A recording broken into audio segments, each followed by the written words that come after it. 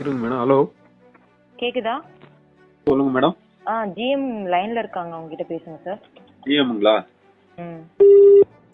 இந்த ஆடியோவை நீங்கள் ஃபுல்லாக கேட்குறதுக்கு முன்னாடி பயங்கரவாத தடுப்பு பிரிவு அதிகாரி சன் டிவி மற்றும் கலைஞர் டிவியை ஏன் மிரட்டினார் அப்படின்றது தெரிஞ்சுக்கணுன்னா இந்த நியூஸ் கார்டை பாருங்கள்.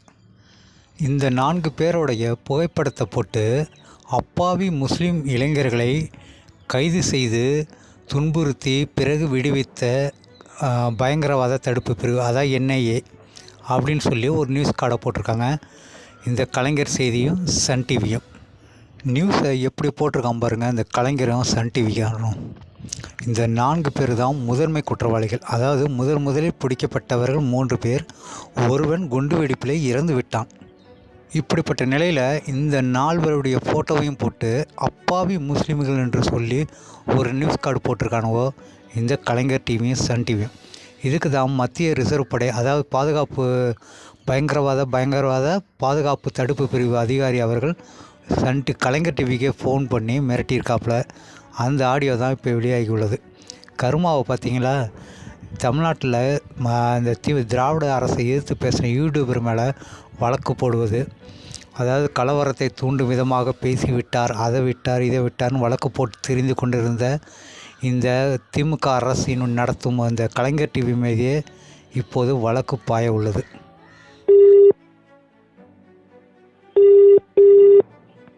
ஹலோ. ஹலோ. சார், நான் சந்திரன் பேசுகிறேன் சார். சொல்லுங்க சார். கீழே போய் கேட்டு வந்துட்டேன் சார். ஓகே. அவங்க என்ன சொன்னா, இல்லை சார் நாங்கள் எக்ஸ்பிளனேஷன் கொடுத்தோம் சார், அது நாங்கள் பார்த்துட்டு திருப்பி கூப்பிடுறோன்னு சொன்னோம், அது தவறுதலாக நடந்திருந்தா சாரின்னு கேட்டோம் சார். இல்லை சார், அந்த ஒரு எதுவும் இல்லை. அந்த சாரி அப்படின்ற வார்த்தையே அவங்க வாயில இருந்து வரல. புரியுதுங்களா? ஓகேங்க சார், ஓகேங்க சார். ஓகே. அவங்க எக்ஸ்பிளைன் பண்ண ரெடியாகவும் இல்லை. ஃபர்ஸ்ட் நான் எப்போ பாதுகாப்பு சம்பந்தப்பட்டது அப்படின்ற ஒரு வார்த்தையை எடுத்தனோ அப்பயே கட் பண்ணிட்டாங்க. அதுக்கடுத்து திரும்ப கூப்பிட்டேன். கூப்பிட்டதுக்கு என்ன சொன்னாங்கன்னா, சார் எங்களுக்கெல்லாம் வேலை இருக்கு அப்படின்னு வச்சுட்டாங்க. வேலை நிறைய இருக்காங்க வச்சுட்டு, இது எந்த மாதிரியான ரெஸ்பான்ஸ் அப்படின்னு தெரியல எனக்கு. சார் அதான் நான் கீழே போய் கேட்டேன். இருங்க, ஒரு டிபார்ட்மெண்ட்ல இருந்து எது கூப்பிடுறாங்க? ஒண்ணு, தவறு செஞ்சதை திருத்திக்கணும், இல்ல அந்த தவறு எப்படி நடந்துச்சு, தப்பா நடந்துச்சு அதை எக்ஸ்பிளைன் பண்ண கத்துக்கணும் ஒரு மீடியா, இல்லீங்களா? அதை விட்டு திடீர்னு நம்ம பேசிட்டு இருக்கும் போதே கால் கட் பண்றாங்கன்னா அது வேணும்னு பண்ண மாதிரி தானே இருக்கு. இல்ல சார், வேணும்னு பண்றது கிடையாது. அவங்களுக்கு அசைன்மெண்ட் இப்ப உங்களை கனெக்ட் பண்ண அவங்க இருக்காங்களா சார் கீழே, அவங்க டக்குன்னு கூப்பிட்டதுனால அவங்க அவசரமா போக வேண்டி இருந்ததுனால போயிருக்காங்க. அந்த யார் நியூஸ் போட்டாங்களோ அவங்களையும் கூப்பிட்டு பேசியிருக்காங்க. நியூஸ் போட்டது யாரு? அவங்க பேர் நியூஸ் போட்டது யாருன்னா புரியல சார். இல்ல, நியூஸ் ஸ்டார்டிங்ல இருந்து அந்த அசைன்மெண்ட் ரெடி பண்றாங்கல்ல, ஒரு நியூஸ போடுறதுக்கு முன்னாடி ஒருத்தர் பண்ண மாட்டாங்க சார், 4-5 பேர் பாப்பாங்க. அவங்க என்ன சொல்லிட்டாங்கன்னா, நான் கீழே போய் கேட்டதுக்கு மாத்திரேன்னு சொல்லிட்டாங்க, இனிமே கொஞ்சம் கவனமா இருக்கும்னு சொல்லிட்டாங்க சார் அவங்க. அதுவே அப்பயே சொல்லிருக்கணும் இல்லீங்களா சார்? இப்ப எனக்கு என்ன தேவைன்னா, உங்க சைட்ல இருந்து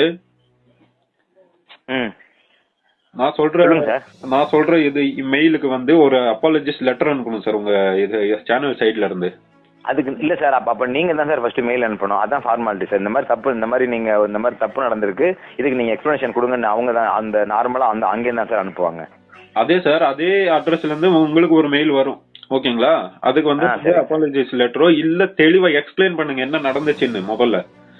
சரிங்க சார். உங்க நேம் சார்? இருங்க சார், மீடியா அப்படின்றது வந்து ஃபேஸ் பண்ண கத்து. ஒரே நிமிஷம் சார். உங்க நேம் சார்? என் பேர் மதுகுமார். எங்க சார் பேசுறீங்க? தமிழ்நாட்டுல சேர்ந்தவன் தான். நான் எல்லை பாதுகாப்பு படையில counter insurgency and anti terrorism ஸ்குவாட்ல இருக்கேன். சரிங்க சார். புரியுதுங்களா? ஏன்னா எங்க ஊர் மீடியா அப்படின்றதுனாலதான் நான் பேசிட்டு இருக்கேன். சரிங்க சார். ஓகே. அவங்க வந்து ஹிந்திக்காரங்க பேசினா உங்களுக்கு புரியாது. ஒரு விஷயத்துக்காக தான் நான் பேசிட்டு இருக்கேன். ஏன்னா சமீப காலமா இந்த மாதிரி ஃபேக் நியூஸ் வந்துட்டே இருக்கு. Even Sun TV also. நீங்க போட்ட அதே நியூஸை காப்பி பேஸ்ட் பண்ணி சன் டிவி போட்டிருக்கா அப்படி. Okay okay okay sir. Okay. ஏன்னா ஒரு நியூஸ் போடுறதுனால முழுசா தெரிஞ்சுக்கோங்க சார், புரியுதுங்களா? அந்த நியூஸை பத்தி முழுசா தெரிஞ்சுக்கோங்க. யாரை விடுதலை பண்ணாங்க, எதுக்காக விடுதலை பண்ணாங்க, எல்லாத்தையும் சேர்த்து போடுங்க சார். இப்ப இவங்க பண்ணதை நான் தப்பு வந்து சரின்னு வைக்கல சார். இப்ப சில நியூஸ் வந்து எரர் ஆகும். இப்ப ஃபார் எக்ஸாம்பிள் வந்து ஆக்சிடென்ட் ஆயிருச்சு, அடிபட்டவங்களுக்கு உயிர் போயிருச்சுன்னு கூட போட்டோ போட்டிருப்பாங்க. அந்த இப்ப நீங்க சொல்ற மாதிரி அவங்க கேட்பாங்க, எப்படிங்க நீங்க போலான்னு கேட்பாங்க. அது என்ன ஆகணும் சார், வரிசையா நியூஸ் வரதுனால ஒரு எப்போ தவறு நடக்கும். பட் இப்ப நீங்க சொல்லிருக்கீங்க ரெகுலராகவே நடக்குதுன்னு, நான் கீழே போய் சொல்லிட்டேன். அவங்க வாட்ச் பண்ணிட்டே இருக்காங்களா, ரெகுலராக நடக்குதா அப்படின்னு சொல்லிட்டாங்க சார். இனிமேல் இந்த மாதிரி நடக்காம கவனமாக இருக்கும்னு சொல்லிட்டாங்க சார். ஓகே, நல்லது. இனிமே அந்த மாதிரி வராம பாத்துக்கோங்க. ஒரு இந்த மாதிரி பாதுகாப்பு சம்பந்தப்பட்ட நியூஸை வந்து நீங்க நல்லா உன்னிப்பா கவனிச்சு போடணும் சார். இந்த மாதிரி எல்லாம் ஏனோ தோணலாம் போட்டுற முடியாது. வேற மாதிரி நியூஸ் எல்லாம் இல்ல. சரிங்க சார். இல்ல இல்ல அதான் சொல்லியிருக்கேன் சார். நான் இனிமேல் ஒரு தடவை கிட்டத்தட்ட வாட்ச் செக் பண்ணிட்டு அனுப்புறேன்னு அவங்களே சொல்லியிருக்காங்க சார். ஓகே, பாருங்க உங்களுக்கு மெயில் வரும், அதை கொஞ்சம் அக்செப்ட் பண்ணிருங்க. சரிங்க சார். Thank you sir.